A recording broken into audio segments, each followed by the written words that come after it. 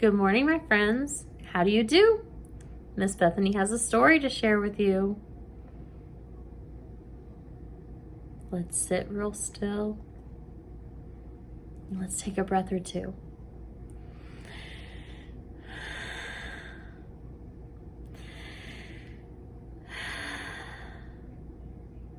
Let's click our ears on. Click, click. And catch a bubble too. Let's begin. Today's Bible story is on David and Goliath. The Philistines were enemies of God. Their army came to fight King Saul's army. A giant soldier named Goliath yelled, "Bring out your best soldier to fight me." "If your strongest soldier defeats me, we will be your slaves," he boomed. "If I defeat him, you will be our slaves." King Saul's soldiers were afraid. They did not want to fight the giant. Meanwhile, young David was taking food to his brothers.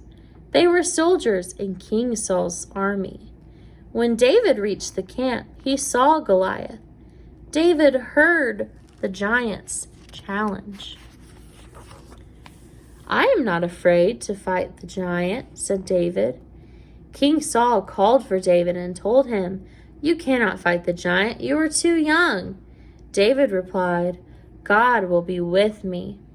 King Saul gave his armor to David, but it was too big and heavy. David wasn't used to wearing armor. David went to a nearby stream and picked up 5 stones. He stood before Goliath. The giant laughed at him, but David didn't care. He said, "I come before you in the name of the Lord, who rules over all." David put a stone in his sling and ran towards the giant. Then he let the stone fly.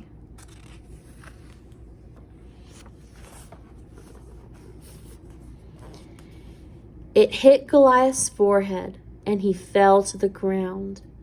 The Philistines saw that their hero was dead, and they ran away. Not quite the end, but the end of David and Goliath. We can learn quite a few things from this story.